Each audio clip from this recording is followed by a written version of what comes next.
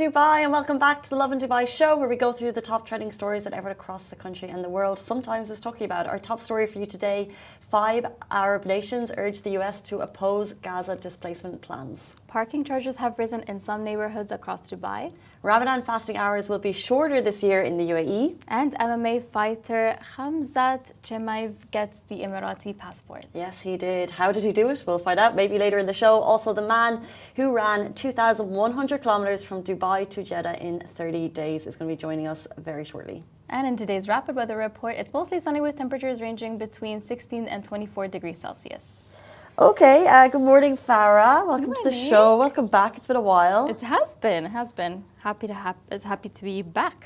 That might be a happy thing, but I'm not that happy with, and I don't know if it's just me, and that's why I put the poll out on WhatsApp on our stories to understand. It's felt like there's been an increase in telemarketer messages in the last 2 weeks. Is it just me? Okay, so it's not just you, but it hasn't happened to me that much. So obviously we put this poll just to see what other people are experiencing, and overwhelmingly the people have voted just a couple. That's too much. Yeah. That's too... Definitely. The thing is, the rate that we gave people was you've got none. Annika got none. Lucky duck, I can see. Just a couple, at least 10. The limit does not exist. But if you're getting a couple, it's too much. It's still a lot, yeah, of course.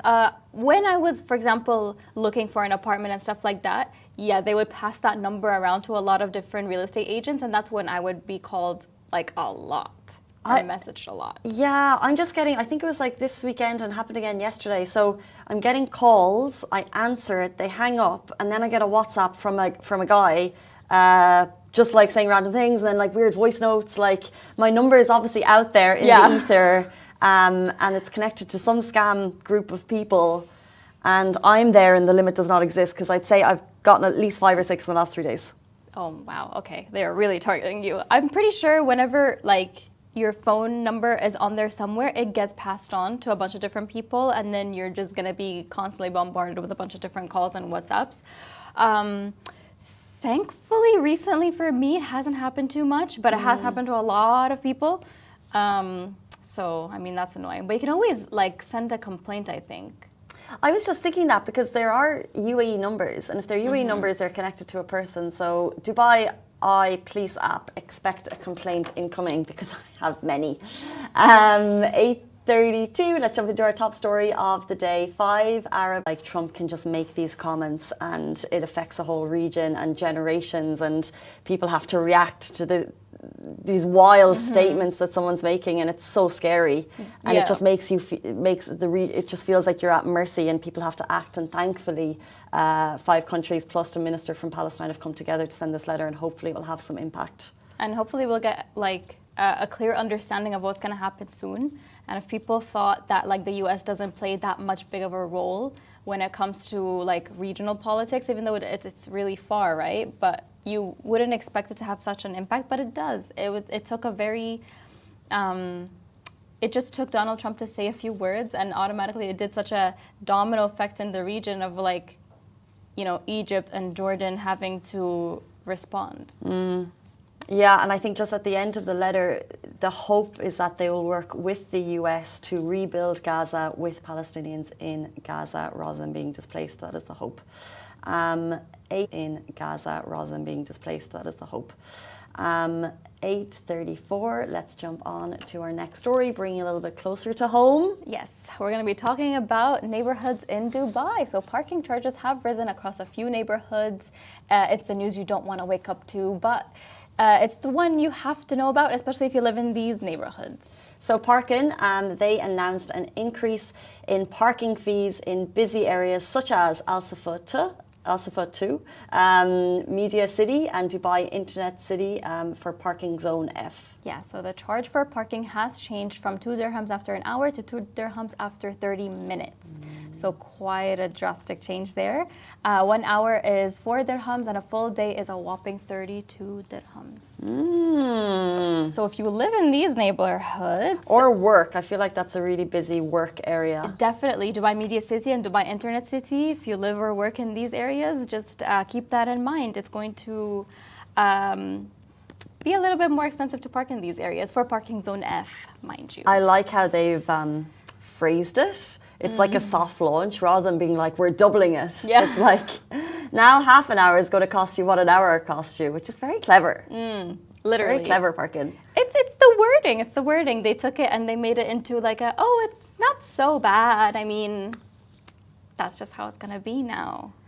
Will you notice these yesterday, I think we spoke, or maybe it was last week, we spoke about SALIC introducing the new varied SALIC tariffs across the city. And the question we said is this going to change how you park your car? Because the whole point, like, these charges are annoying, but the whole purpose is to reduce traffic. That's the plan. So will it, maybe you could carpool, share a car with someone? Public transportation. Public transportation.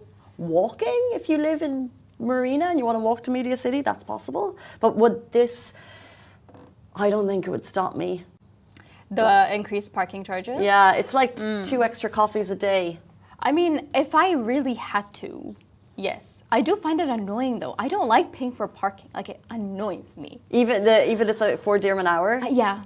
It annoys me. Like when it's 2, I'm like, okay, good. This Why is does like a it nice annoy parking you? zone. I don't know why. Even though like the difference between two and 4 dirhams is not drastic, but for some reason, when I put in that code and everything, and it says 4 dirhams instead of 2, I'm like, it's an expensive area. I don't like it. It only bugs me if I get caught for a ticket. Do you know what the most annoying thing is? If you pay for the first hour, forget to top it up, and then you get a ticket, but you actually paid for parking? I know. That's a pain. That's when it really hurts. That's when it really hurts. That's painful. Yeah, I don't mind paying for those 2 dirham, 4 dirhams, because I don't park that often. It's only like on a random Sunday for a couple of hours, so maybe I'm less against it. But at the same time, it's like, well, we don't pay taxes. The roads are great and they're only getting better. Yes. And we can't, like, how is the country going to continue to fund that when more cars on the roads, meaning we're impacting the roads more, the rain comes in, we expect the roads to be top quality. So I don't mind paying like a little bit here and there. But that's to be said, I don't go through SALIC every day and I don't park every day. We're very blessed to not go through SALIC every day, to be honest. So blessed.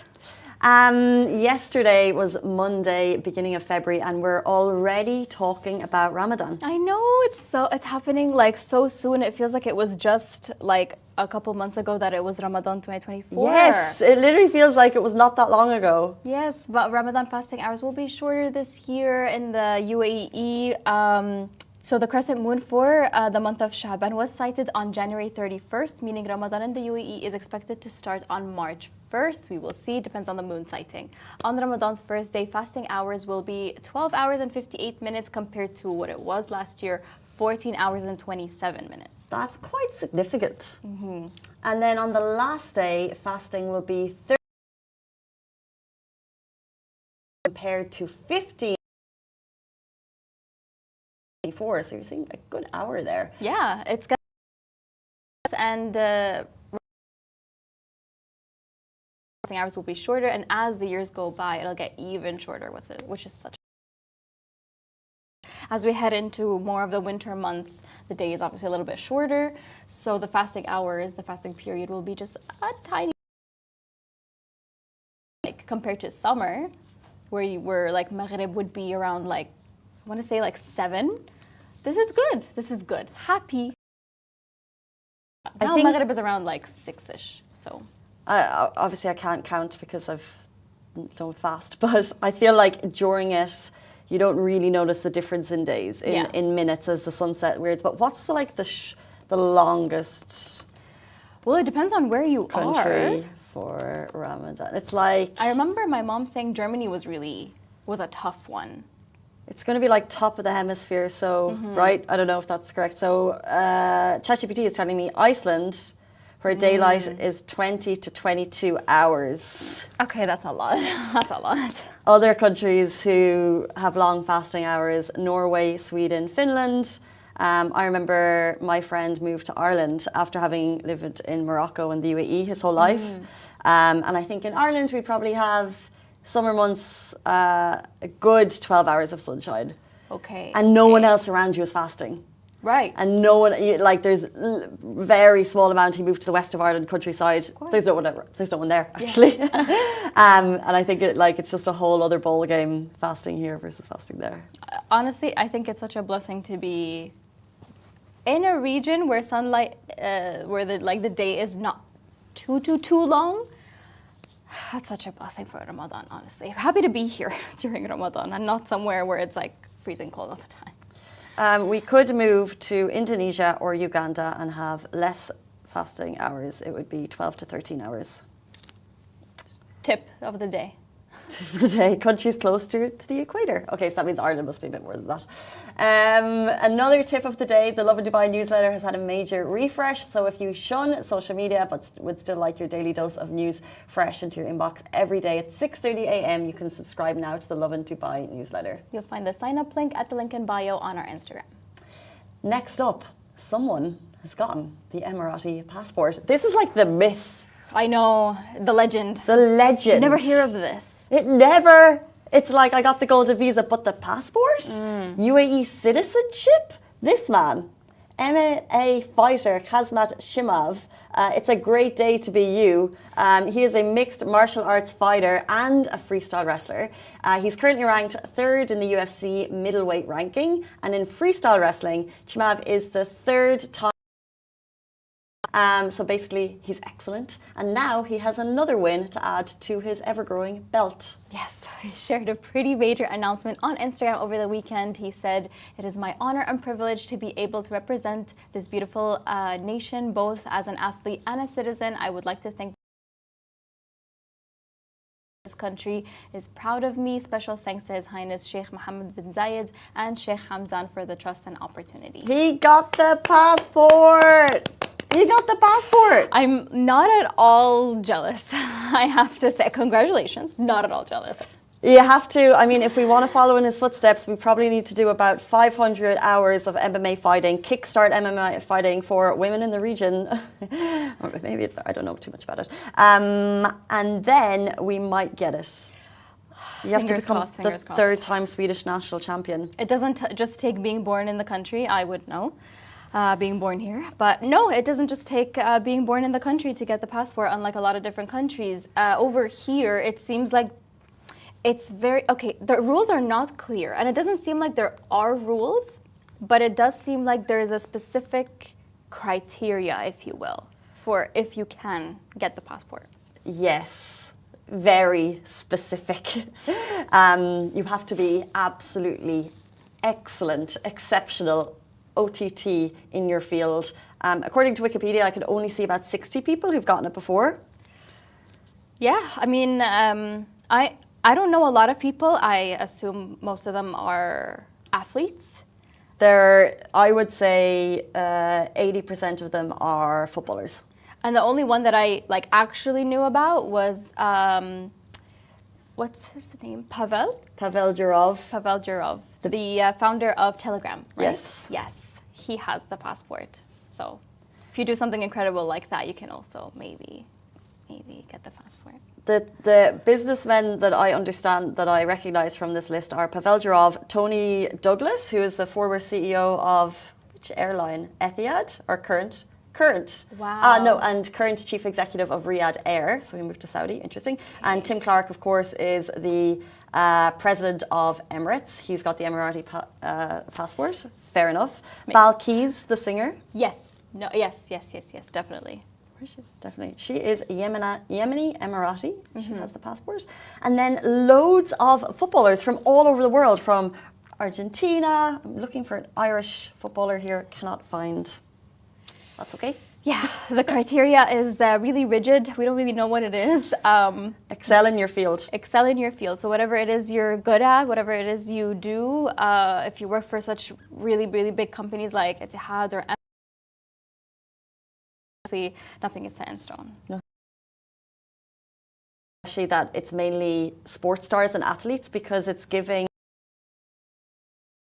amazing home ground and base a passion. So, for example, like MMA, I was at an MMA fight night in Coca-Cola Arena 2 weeks ago.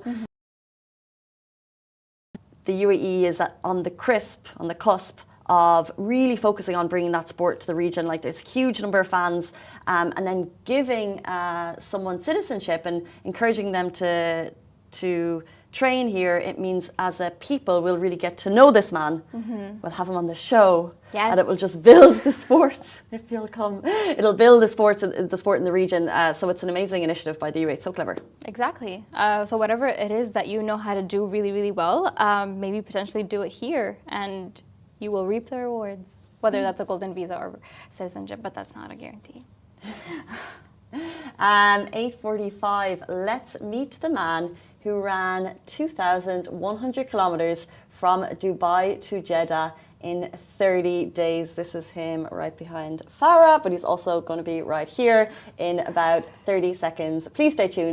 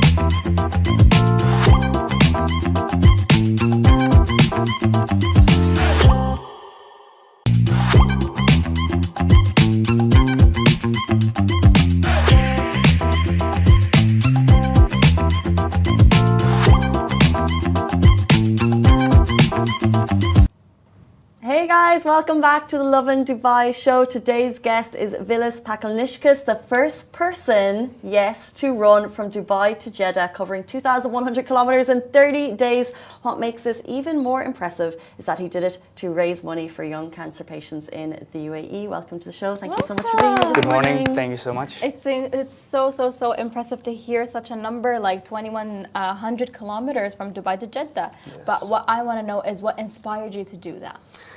I mean, there's a lot of inspirations that go into this. One, it's being lucky that I have a very healthy body and healthy mind, and along the way, I feel like I want to inspire a lot of people, a lot of youth, a lot of people to push beyond their comfort and do something crazy to discover themselves, and a lot comes from gratitude. So every time I do anything like crazy, for example, once I ran from Dubai to Hatta, and it was for breast cancer awareness. And now I went from Dubai to Jeddah to raise money for children who have cancer. So I feel very lucky, and I just try to give back and inspire people along the way. Wow. Yeah, so it's a deep one. It's a deep one. I have so many questions. Yeah. But first of all, just to make it clear for all of us, 2,100 kilometers is a big number. How many marathons is that? It must be... I don't know. It's fast math. It's probably 30, 40 marathons. There's some days I was doing 2 marathons a day, 85 kilometers, 82 kilometers. But on average, I did 70 kilometers a day. And how do you kind of mentally prepare yourself for a feat of this magnitude, which had never been done before?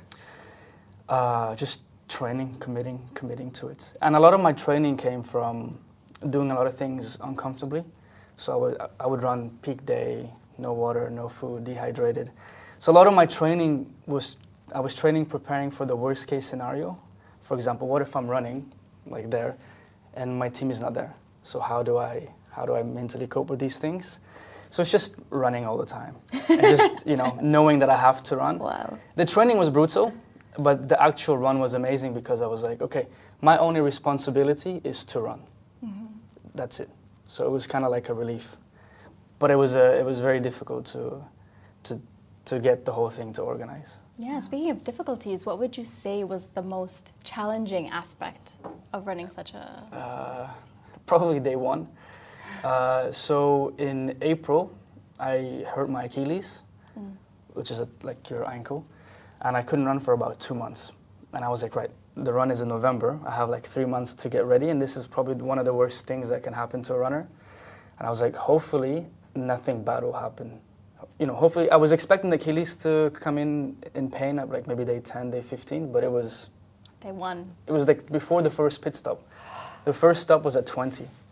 And before I arrived, I was already like limping, I was in pain. So the hardest part, I was like, right, I have about 30 days. How do I stay focused? And it's just, again, gratitude. I was like, there's people out there who have worse situations than me, worse pains. There's probably people who are paralyzed. They wish they could feel the pain that I'm feeling right now. So it was a lot of this type of deep talks, gratitude that got me till the end, Like, what personally has pushed you so much into that? We're all aware, and I think it's very easy to say I'm grateful, but you're clearly living that gratitude and putting an action to it. Is there like something personal that has pushed you into this? I don't know. I think so. So there's another deep story. So my mother, she wanted to have like an abortion before I was born. So I guess that plays a big role. I was like, because it's like I was so close not to have a life, just moments away. And I guess that just kind of is there, Yeah. It's that kind of story that would make you really think, where would it be if you weren't here? And who knows? I just try to make the most out of it. As I say, God has given me a healthy body, healthy mind, and hopefully along the way I can inspire people who might need it. When did you first start on this journey of kind of showing people that the impossible is nothing? I guess just when I started running, it was always pushing. Even when I was like 14, I think I started running when I was 14, like small runs, 5Ks, 10Ks. And I was always racing and competing against men in their 30s. So I was like, you can do it, but at the end of the day, the body was there, so. Was it always just a passion, like the whole running thing, or did someone sort of inspire you? My father used to run with me, so that was nice. And then I just kind of fell in love with running, and I'm very competitive. So when I did these, and my principal, so he would come and pick me up and take me out running, and it was beautiful. But I guess the competition of it got me really into running, but now I don't really compete, I just run alone, and I'm like a ninja. I'm quiet, you don't see me anywhere. And you do it to spread awareness as well. Yes. Why did you choose to do it for young cancer patients in the UAE? Gratitude, there's so many people that need supports, and especially families who cannot pay the medical bills, and it's a very expensive thing to cover, I guess, and I just want to give back to people who need it and hopefully help them along the way. That's so amazing. Can we, I feel like you're telling us this amazing story, but we don't know enough about you. So earlier, before the show started, you mentioned you had played in Croke Park, which is the amazing Irish stadium. You also mentioned your name, you were from Lithuania, but you spent time in Northern Ireland. So how are you here? So I was born in Lithuania. Mm-hmm. My parents moved to Belfast when I was about 5, and then I came when I was 6. Got into Gaelic, got into hurling, and I guess I was at luck, right time at the right moment, where somebody was recruiting people from different schools, especially like people from different countries, and they see me play. They invited us. They built this team around to play in Croke Park, and then when I was 18, I always wanted to come to Dubai as a PT, but I failed. I don't know, I had job interviews and I never had the chance to come. So I just developed myself. I got into sales, training more, and I made the vision happen. I came here when I was 23, and I've been here ever since. Cool. I can't look back. Dubai is home. I love it here. Amazing. You would stay here, for sure. I will stay here, yeah, I would definitely. Okay, so obviously a run like that really takes a toll, but was there ever a point where you felt like you wanted to give up or, stop there? No. Not at No. all. Was never a thought. It was never there. My friend, because obviously I got injured at day one, my friend Taran, shout out if he's watching, I think it was like day 4 or 5 where I could barely move my ankle. He came out on the walk with me and he goes, because he came from Vietnam. He flew from Vietnam to support, which is incredible. That's incredible. And he turns around to me and he goes, please make it to the border, at least to the border, so we don't get embarrassed failing early. And that just sparked this whole fire in me. I was like, oh, okay, I'm gonna prove you wrong. Right. But I just had such a commitment and dedication to it where I was like, I cannot stop. Even I'm willing to die. As crazy as it sounds, I was like all in or nothing. I told the guys, I was like, if I cannot take a step, like if I cannot walk, then we can maybe talk it through and see if I cannot make it. But it was never on my mind. Some people struggle to go to the gym once a week. It's very common. Everyone has their own kind of personal barriers that they struggle to get past. But in the fact that you said that you were willing to die to complete this run, you know how to push past. So what one piece of advice would you give to people who are struggling with their personal barriers? Like, what pushes you? Like, what's that one thing that gets you to do the next thing, to take the next step? It's always the discovery of yourself. Like, once you push the barriers, you're like, oh wow, it wasn't as bad as I thought. And there's always limits to limits. So once you push through barriers, there's always like a level up, a level up, a level up. And it's just the exciting of pushing yourself and seeing what's next, developing yourself. That's always been there for me. And also enjoying the journey along the way. Like, enjoy the journey, whatever the goal is. Don't try to achieve it yesterday or next month. Just enjoy and grow along the way. So that's just how it is for me. You mentioned that you took this run pretty much solo, right? Yeah, it was solo running and 2 friends. Was that the difficult part, or was that a difficult part? The solo running? No, for me it was actually very exciting because, so going back, I had a really big sponsor for the run, but 2 weeks before they backed out. So they were going to give me a van, a medic, the whole crew, you name it. So it was amazing. I was like, okay, I can relax. But 2 weeks before the run, they backed out. Why? So I don't know. But I had a really good sponsor, Saucony. So they were there since day one. They were giving me shoes. They were asking for updates. So they're an incredible brand. Shout out Saucony. Yes, Saucony. There they are. I'm wearing them right there. The blue And ones. the other sponsor who left you. I don't want to name it, but it is what it is, But that's what made the story, I guess, more exciting for me, because it was just me and 2 of my friends that have no background in fitness. So most of the time it was just finding solutions, and nothing went to plan.